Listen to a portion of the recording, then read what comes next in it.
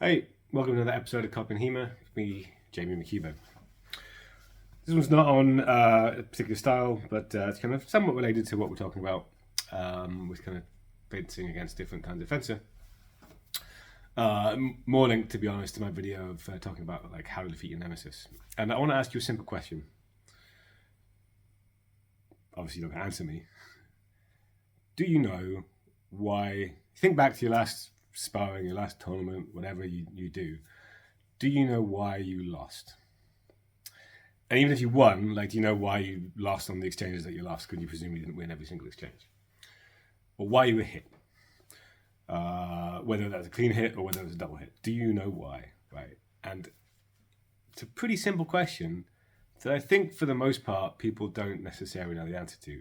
A lot of time people would default to, oh yeah, they were better than me, right? Or they were a really good fencer, right? And that's probably part of it. It's probably true. You probably lost. In some cases it might be. In some cases there might not be a better fencer than you just happen to lose. But I think it's really important to ask yourself why, right? And as I say, that could be on an exchange by exchange basis, or that could be on a match wide basis. And sometimes we say things like, "Oh, we lost because of the judges, or we lost because of alpha tempo, or the rules, or whatever." But to be honest, in most cases where the judges at fault or the rules are at fault, there's situations where someone's trying to decide between a double or your hit wasn't very clear. So in those circumstances, it's worth thinking even then about, well, why did the judge not see it, right? Is it that they're shit, or is it just that, well, it was a messy double and we both got hit and it's hard to read those things? But more importantly, what you want to think about when you're doing this is the fencing, right? Don't worry too much about the score per se, as whether you think the exchange should have gone your way, and if it didn't go, well, it shouldn't have gone your way, and if it didn't, why, right? And again, I would say doubles, you should always treat this way. And there's two things you need to think about when you're doing this, right?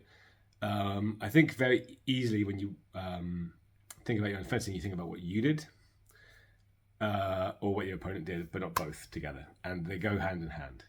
So common example would be if you get stabbed in the chest, right? I'm thinking about thrusts a lot recently, so I'll use this example. You got stabbed in the chest, and you might say, the reason I got stabbed in the chest is my opponent is very good at thrusting, right?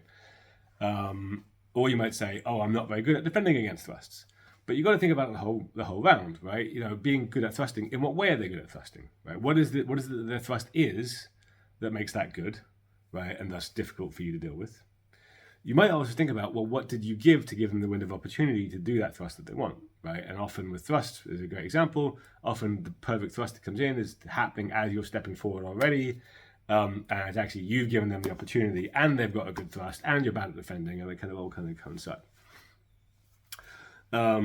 So when you're thinking about why you lost, you need to think about all aspects of this. Right? What were you doing to set it up? What was the situation that set up the circumstances? What was the action the opponent did? How did you try and react to that reaction?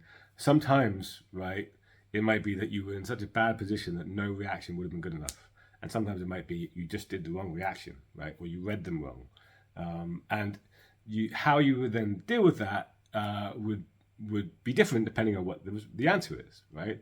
So if my issue is that the action I was doing was fundamentally correct, but I read the opponent wrong, so I thought they were coming here and they were coming here, and I just whiffed it, right? That's very different to, okay, I read the action correctly and I acted, but my action wasn't good enough, right? Why wasn't it good enough? Was I too close? Did I start too close? Did they do it while I was interrupting something else that I was doing? Did I just not act hard enough, or whatever it happens to be?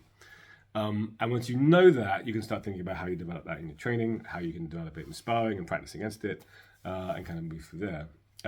But it's important to know that to detail, like what specifically went wrong, why did the thrust land, why did the hit land, what portion of the fight am I getting hit in, right? Am I getting hit when we're kind of running around for measure? Am I losing in close play actions? Am I losing in actions where there's a bit of the back and forth with the swords? You need to know these things. How do you learn them? Well, you can just kind of think about it after the fight. But to be honest, especially a tournament fight, you're probably pumped for this adrenaline and you probably already want to go on to the next fight, and it's best to kind of leave it behind and move forward. The easiest and best way of learning this is to film your fights.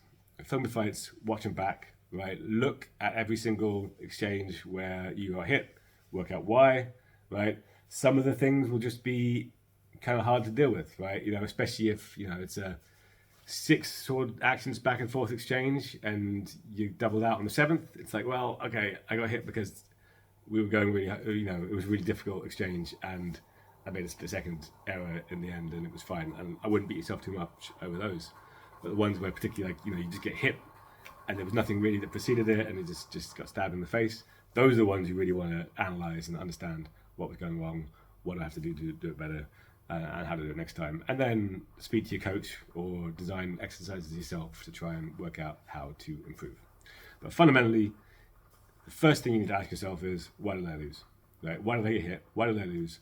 What was I doing? What were they doing? How did they interact? And what could have happened differently in order to succeed?